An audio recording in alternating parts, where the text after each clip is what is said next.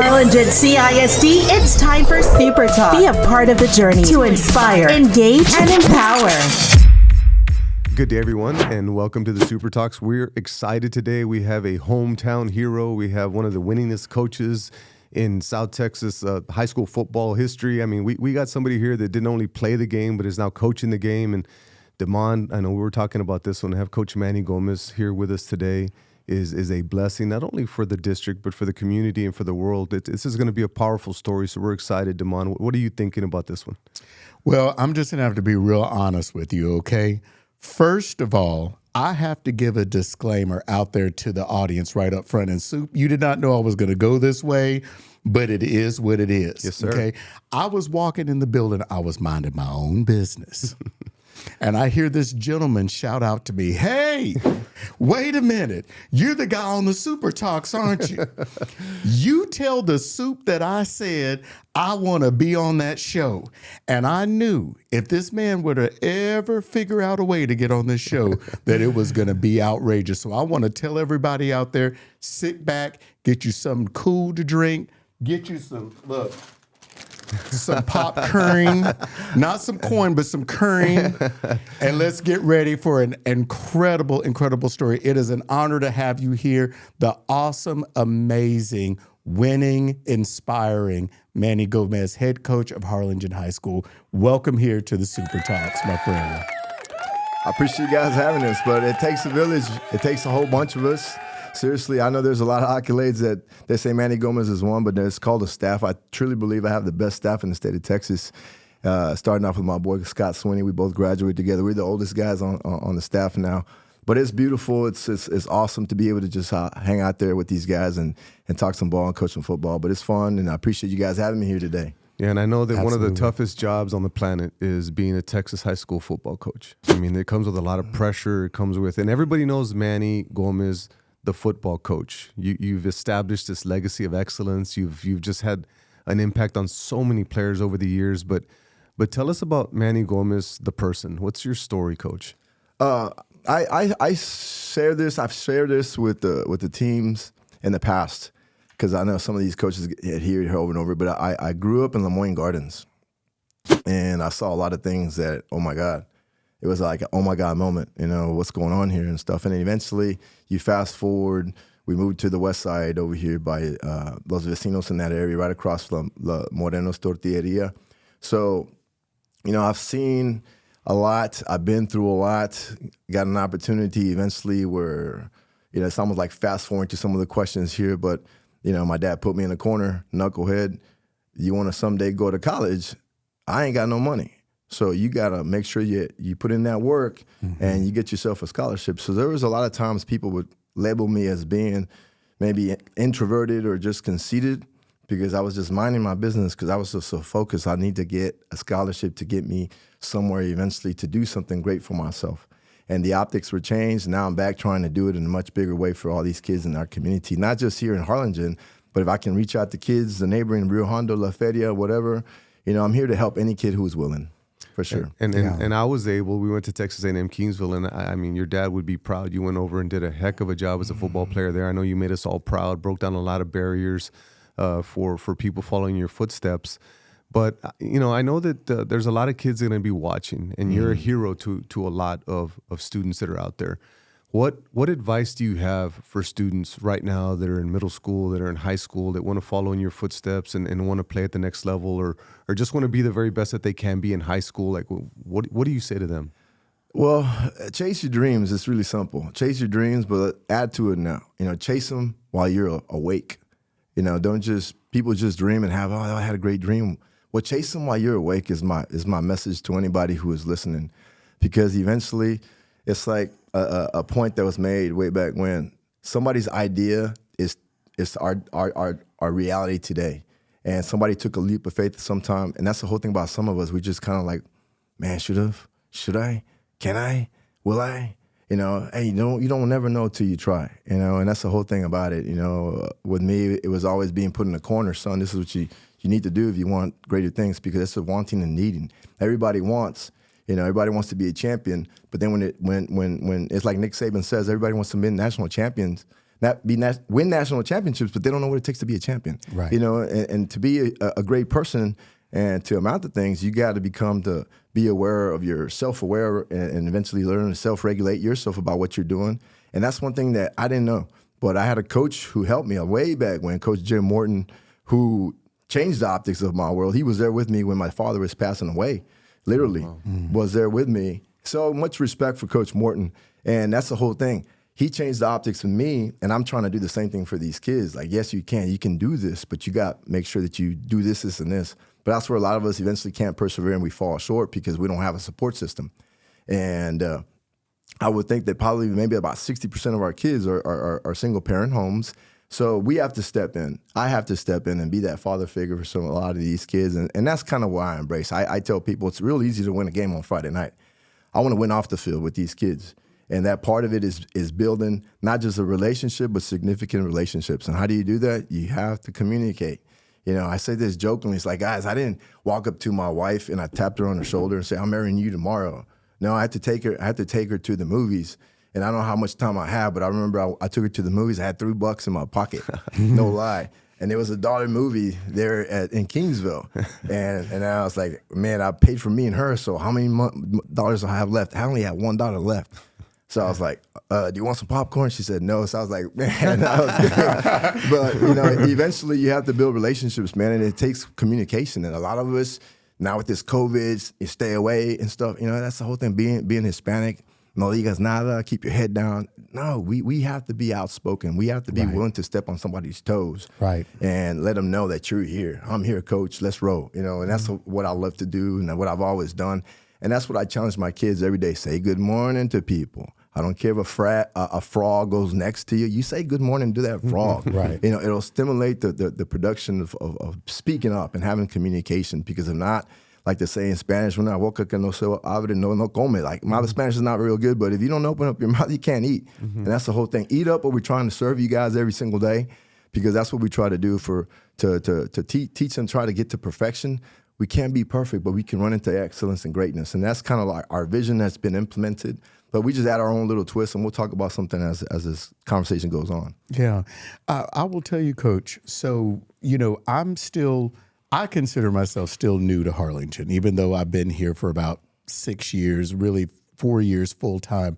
But the very first time I had an opportunity to watch you coach and to watch your team out there, the thing that I was really struck by is that people really do, as much as that people love you or cannot stand you, the one thing that I am very, very keenly aware of is that they respect you.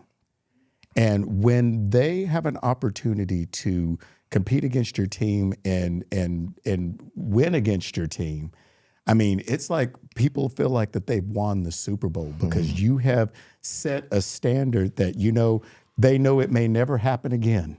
But by gosh, that day, and that particular day, your team did not win that particular day that I was there. It was a close game, but you guys did not win. But I'll never forget on how everybody kind of walked out of there like they were like, I mean, it was the Super Bowl for them. Forget the state meet. We just competed against Manny Gomez. That standard.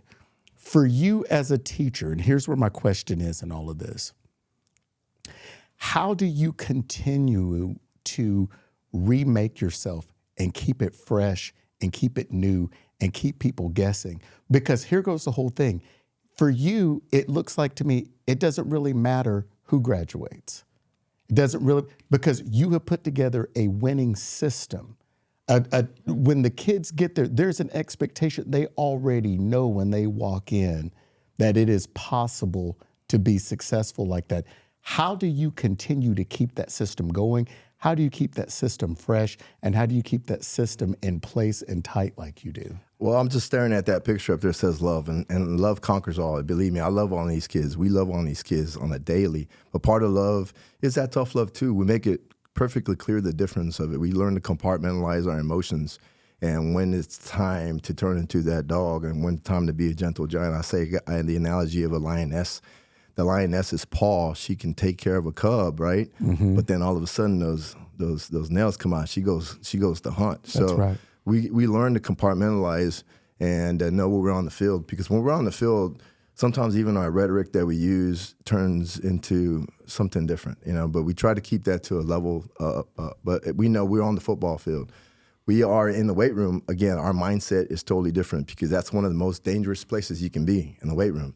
So it's like, guys, you got to learn to compartmentalize. And like our boy Ray Lewis used to say, what time is it, right? What time is it? It's game time, right? Mm-hmm. So we learn to say, hey, man, where are you at? So if you're going to go to church, you got to keep it reverent. You got to be calm and collected. You're going to go in your home. You got to be respectful to your mom. Make sure all that stuff. Believe me, all that stuff I've learned, and I've learned to facilitate with my coaches and collaborate. And we've learned to talk to these kids. And now with the SSMES, that is a big part of our organization now. It's adding some more arsenal, because that's the whole thing. What I'm trying to do with these kids before they leave is like, you want to increase their value. You want them to increase their purpose and their visions, but at the same time, fill their pockets with arsenal to be able to compete out there in the game of life. Because I tell them, guys, life's undefeated. And one of these days, you're going to stare at life just like I'm looking at you guys in your face. And how are you going to be ready for that? And that's what I try to do. Friday night football, that's the easy part. Believe me, nobody puts more pressure on me than myself. So you may be asking me how, and it seems that every year is different. We don't get to keep our quarterbacks like the Tom Brady's for 16, 17 years. Every year, it's fun because it's a new team. So different approaches, different avenues, different results. And don't get me wrong, it's nice to have kids who are 6'2", 6'3", but we welcome any kids, because we've had kids who are 5'9", 198, but they play like they're 6'3", 240. Right. Because it's the way I was raised too. It's not the size of the dog in the fight, but the size of the fight in the dog. And that's the whole thing. How do you bring it out of kids? You have to build relationships. And how do you do that? Through communication. It's a foundation. It's core. It's communication, organization, to build relationships, to have enjoyable time. And that's something that I've learned to use indirectly when I'm talking to kids. Make sure that your core is right. Just like your body. If your core is right, your body is right. So mentally, spiritually, socially, hey man, be right with your core, and you can't go wrong. So certain things that we talk to these kids on a daily. We talk to these kids. We have transformational formulas. It is what it is. Persevere, character, hold, faith. We elaborate on that, and now we're adding SSMES to it all, and also giving them examples of how you can use it, and you can practice it, and how you can start become attuned with some of these emotions that you're feeling, and how you can regulate all that stuff. We talk to these kids because it's going to happen one of these days. It's like anybody can be all about it when you're up by 30, but what happens when you're down by 30? What kind of mannerisms, what kind of attitude, what kind of want to you're going to have? Right. And that's the thing about it, because life's going to present. That's going to happen one day. And I pray to God that nothing like that happens to anybody anytime soon. But certain circumstances are going to happen, and the thing is not. It's how you're going to define is how you handle it, right? So all of that stuff we talk about, believe me, we hug on these kids, we love on these kids, and make them understand that we care about them, we love them. And that's why when you guys see the final product, because the process is the process. Right. Everybody sees what's at the surface. It's a source. There's a lot of growing. That goes and it's ups and downs, man. But everybody wants the easy life, which is a flat line, and that's like, you're dead, buddy. You're gonna have some ups and downs. That's part of it. I tell them every day, if Michael Jordan didn't always score 80 points. Eventually somebody, Scottie Pippen, Steve Kerr, came in. So again, we all have to rely on each other, and that's the whole thing about it. If you're right mentally, socially, spiritually, hey, everything around you is going to take care of itself, and that's the culture that we have built at HHS. I'm so thankful and blessed to be able to have done that. But it's been a process from Bob Boyd to Brett Boyd to Randy Creeders, even Coach Jesse Longhofer, who coached me. And like I said, I mentioned Coach Morton. Certain things that they've all played a role, and not just that, but just having a mom too who love you unconditionally no matter what. The wife who's there, totally committed into everything. Because if it's somebody who understands the sacrifices that I've done or had to deal with, it's my wife and my kids. And I love them to death. And I don't want to talk too much about them because it makes me emotional. But other than that, I love what I do. I don't work a day in my life until I Dr. Gonzalez brings me up here. I got to work. Had a question for you, Coach, because one of the things is I've been in education for 29 years. You've been in education for about 29 years. You've been a head coach for 18 years. That's a long time to be at this level with the amount of playoff appearances, district championships, just this elite level.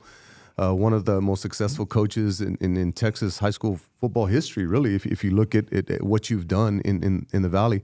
And I remember when I first got out of college and I started my coaching career, one of my heroes, and I just idolized this guy, was Phil Danaher out of Cal Allen. And I just absolutely loved everything about him. Ex-Cardinal. I found out that when I got here. I didn't know that. But Phil Danaher, but growing up in Hebronville playing Cal Allen, man, that was the standard for us. And I always was just so impressed with the system that he had developed. So got to work with him for a semester doing my student teaching, but I was just idolized the guy. So I know there's a lot of young coaches out there that feel the same way about you with everything that you've done. So what advice do you have for these young coaches that are just getting into the game? Don't hesitate. Don't hesitate. Don't flinch. He who hesitates is lost. Go to clinics. They're going to have glacier clinics this spring coming up in Houston. So that doesn't happen very often. Go to clinics. Don't wait for a coach to tap you on the shoulder. Hey, go learn about this, and this. Go out there and learn some football. I know that's one of the first things I did. Me and Coach Craig Krell, he's the head coach of Sharyland now, but we went a long time ago, and I remember going to a clinic. I said, man, that's R.C. Slocum. That's Barry Switzer. And I went, 23 years young, and hey, guys, I'm Manny Gomez. They don't know who, but I was like, I've seen these guys on TV. I was like I said, as a kid, I loved the Cowboys, and I don't know why I'm going in this tangent, because this is going to upset a lot of people. But, we still love the Cowboys, right? But then I used to watch the 85 Bears, and so I'm a Bear fan, So there it is. There's nothing wrong with the Chicago Bears. So, but, going back to that, do not hesitate and learn. Don't hesitate to introduce yourself to people. That's part of the whole thing about eventually is overcoming the fear of the anxiety, whatever it is. I don't like to say anxiety. I like to say challenges, because it's like whatever you feed grows. So I always like to challenge kids, because if it doesn't challenge you, it doesn't change you. And that's the whole thing with these kids. Do not hesitate to introduce yourself to somebody, So, and that's why when you guys come around, I tell kids, introduce yourself. Introduce yourself, because I want them to look the gentleman they're introducing in the eye and be used to, so they can eventually look like a prospect and not a suspect, So that's kind of the thing I try to teach these guys. What about these young coaches that have young kids, young families? What advice do you have for them? Oh, definitely. It makes me a little emotional, but if your daughter is having a recital, do not miss it. Okay, make a point to spend enough time with your daughters and your sons, because that's something that, if anything, I learned the hard way. But I'm so thankful that, like, my daughter, a long time, she told me, Dad, you were too busy raising everybody else's kids. We never had a relationship, So now we have one of the best, I'm so thankful. And she overcame anxiety through prayer and stuff. So it's beautiful what the transformations happen in her life. She's actually going. I'm a little jealous because she's going to Colorado here in a few days. But no, she's something that has done great things. My little one, she's at Texas, and I tell you what, they're phenomenal. And I'm thankful because this district built them, helped them grow, and now they're doing great things. So it's kind of like a message. It's like anybody who's listening, you can. Yes, you can. You can get out of the hood. You can do something with your world. And I'm just came back because I want to just multiply it in a much bigger way.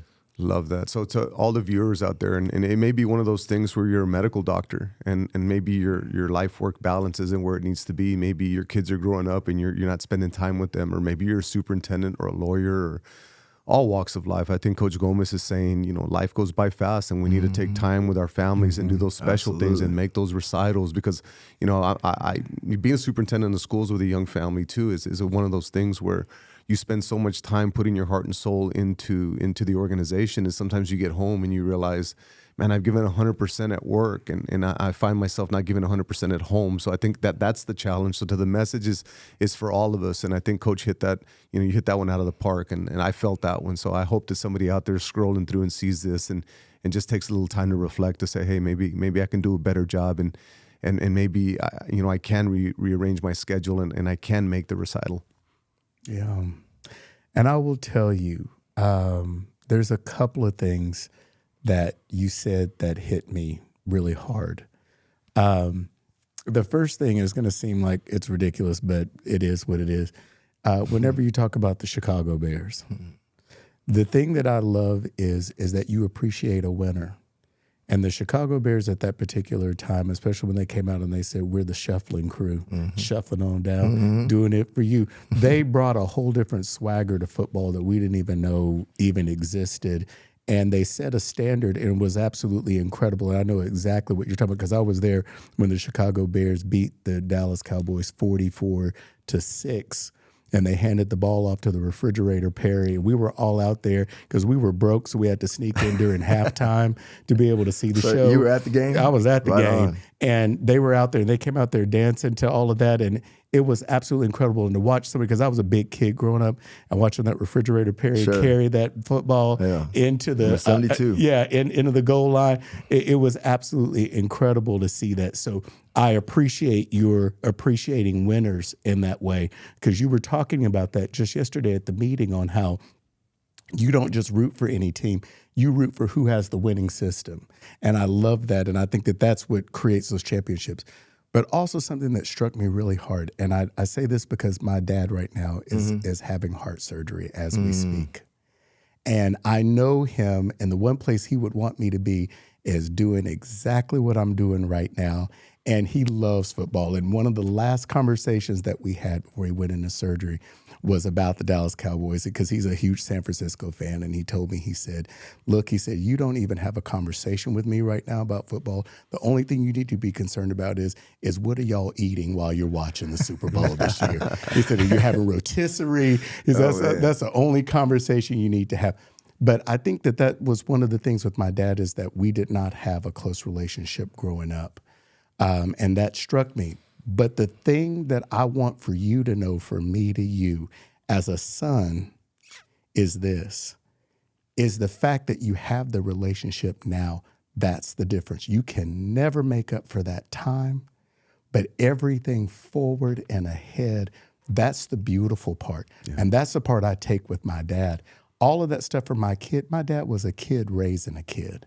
And nobody ever gives you the manual. Like, where is the how to raise the kid manual? That does not exist. He was a kid raising a kid, and I realize that now because I'm the ages that he was when, I remember when my dad was 30. I remember when my dad was 40. I remember, and so you kind of gain that perspective. But I just wanted you to know it's all right. Because now that y'all are there, that's cool. And the relationship I have with my dad now, I wouldn't give anything in the world for that. So it works out. It's interesting, Demond. You can let that go. No, is I what really I'm trying to appreciate tell that. you. Absolutely. You can let it go. Believe me. Demond, I was checking out an interview, and they talked about an interview you did a while back. They were talking about your mom and dad coaching. You were talking about your dad being this big, giant 6'4" guy, and you were talking about your mom being 5'2". But you were saying, a lot of people thought that you got your fight from your dad, this big guy.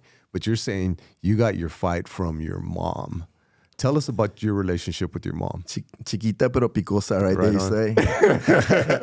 No, my mom, I'm a big mama's boy, have been and stuff. And, I don't see her enough, and shame on me, but I know that she's legally blind. I think at the age of 44, she became legally blind. But it's like, I see mom through you. I see so much. I've seen so much, how to love and care and stuff. Because vulnerability is something that I just learned to do in the last couple of years, to be vulnerable and stuff.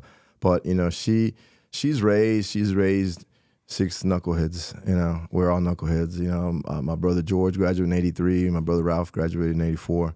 My sister graduated in 86. Tony graduated, I think, in 87.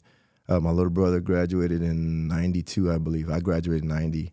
So we're all ex-Cardinals. My dad graduated in 57, which was Vernon. So my mom didn't graduate.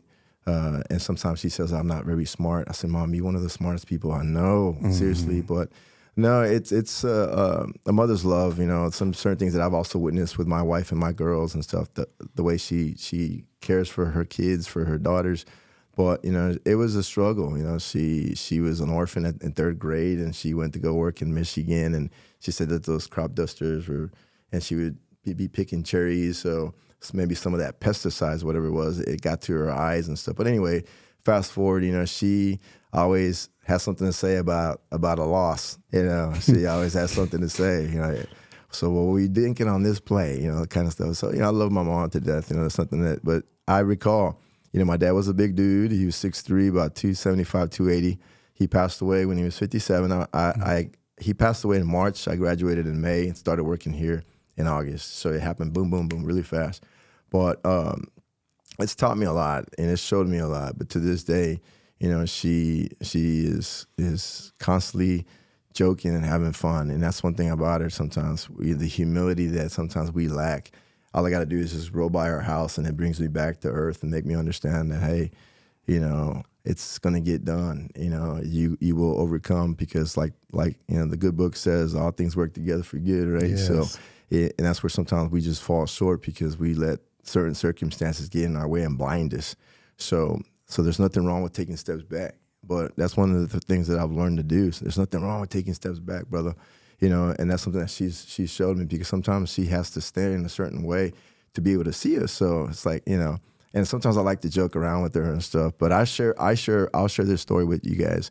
So she's a tough lady, and I'll tell you why. She got double knee replacement one Wednesday. Okay, guess what she did the next Wednesday? Got the other one.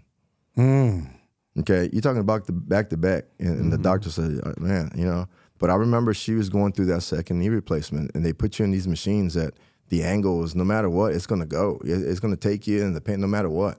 And I remember being with her that morning, and she was crying like, I can't take this anymore. So I had to walk out because I had to be the strong, but I had to walk out because it made me emotional. But as I was walking out, there's two of my players. They were walking up with, excuse me, guys, with the big bouquet of flowers.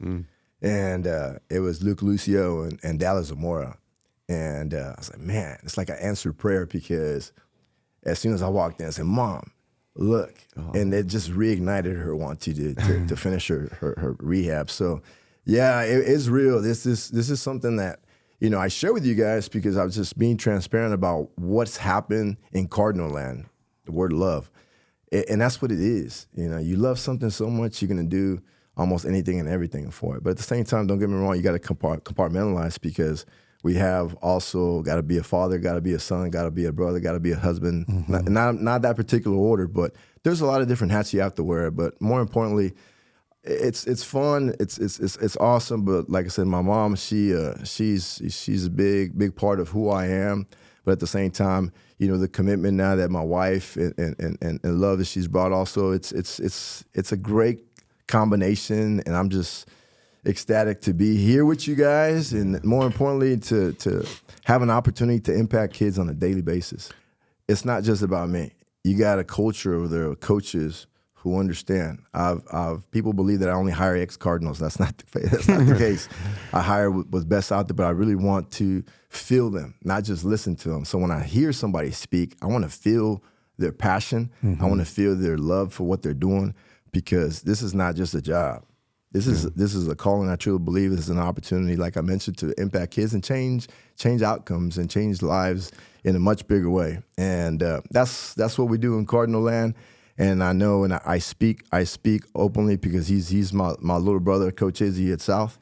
He's doing the same thing. So you're going to expect great things to come out of Harlingen High School, Harlingen South, and years to come because of the cariño and the passion that we're going to bring to the table every day. And that's where the hometown hero came from, because I know a lot of times you think you're just moving through life, but there's a lot of people watching, right? So there's a lot of kids that are going to be able to see, well, I grew up in that neighborhood, and if Coach did it, I can do it too. Absolutely. So I think anybody that breaks down barriers, anybody that makes the impossible possible, anybody that inspires is a hero. And I think that there's a lot of heroes out there. And I think a lot of times we need to slow down and reflect on how many people are watching.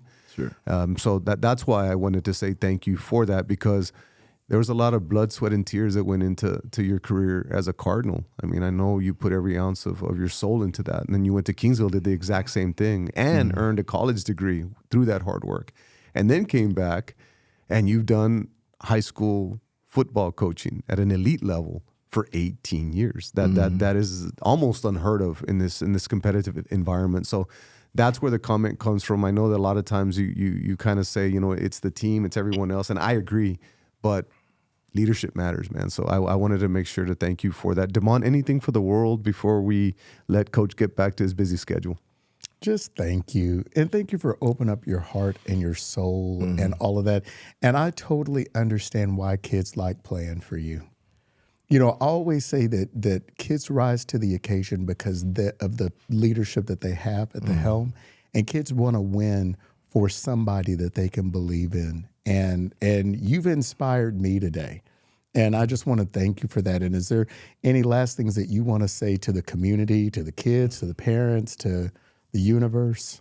No, just honestly to my girls and out there listening, you know, your knucklehead dad's at it again, girls. And I love you guys. My wife too. Thank you for the commitment and just the trust and being there for me and stuff. And my brothers and sisters too. And any ex-Cardinals out there, you know, because it's I like to steal this from Texas. You know, what starts here changes the world. You know, and that's the way I see it because change is awesome. Change is not just. People say change is good. No, change is great, man. Change is awesome. You know, Dr. J in the house, you know, he has brought some change into our schools and to our community. And there's a lot of similarities, but that's another conversation another time. And I'm thankful, you know, because it's making things easier for us to finish what we started, you know. And yes, I've been here for 28 years, but it just feels like it's been 8 days. You know, seriously, every year is different because of the different kids that come in. So people say, how do you do it? We don't have a choice. You know, we have to adapt to what we have and we have to adapt to what we don't have. Damon, Coach, thank you all so much for another great Super Talks. Coach, keep doing your thing. We appreciate you very much. Thank you. Go have a wonderful day.